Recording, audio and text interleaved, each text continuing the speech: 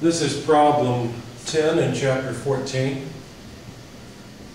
It's a bearing design problem, and the statement is as follows. A bearing is used to carry a radial load of 857 pounds and no thrust load. Specify a suitable bearing from table 14.3 if the shaft rotates at 450 RPM and the design life is 30,000 hours. I inserted the specifications from problem 10 since they're different from the statement in problem 9. In any case, what we're given is the radial load R, 857 pounds. The thrust load is 0.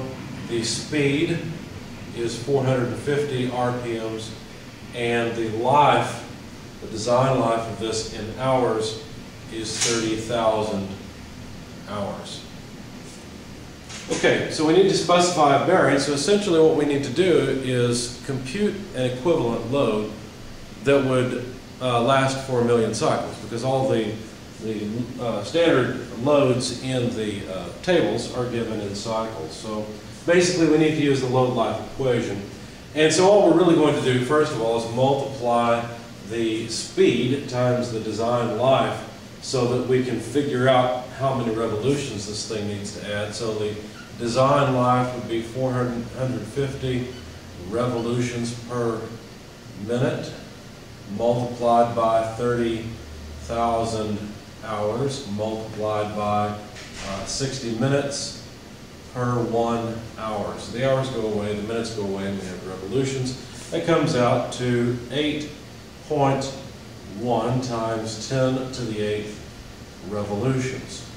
So there's the number of revolutions that this bearing has to endure at the load of 857 pounds. Now the standard life is, as I said, 1,000,000 cycles. So let's use the load life equation to calculate the equivalent load at 1,000,000 cycles. So our design life divided by the standard life of 10 to the 6th revolutions to the power of 1 over k. And remember, 1 over k or k, the factor is either 10/3 or it's 3, depending on whether you're talking about a spherical element or a rolling element, a more cylindrical rolling element. In our case, we're dealing with spherical ball bearings, and therefore the factor k, or it's sometimes called p in various equations, is just equal to 3.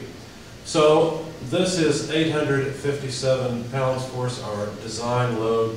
The design life is 8.1 times 10 to the 8th, which we then divide by 10 to the 6th, and raise it to the power of 1/3. When you plug all that into your calculator, you find that this is an equivalent load of 7,989 pounds force. That's the design load, or the basic dynamic load rating that we need from a bearing for it to take this load of 857 pounds for a much longer time. So the thing to do now is to go back into the tables and look to see which bearing has at least a dynamic load rating of roughly 8,000 pounds force. And typically what you do in bearing design, you're looking for the smallest bearing that can withstand the load. That's the typical scenario.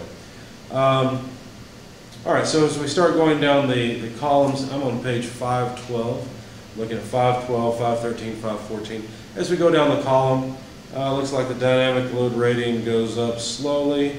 We've only got, let's see, well, on the first page, page 512, it looks like a 6308 bearing would do the job, because the 6308 bearing has a dynamic load capacity of 9,218 pounds. Now that's a bore of 40 millimeters, and that's going to be the smallest bearing that would do the job. As you move down the table on the subsequent pages, the size of the bearing increases. So as I said, our goal is usually to select the smallest bearing that will carry the load, and here it is because this is greater than 7989 pounds force.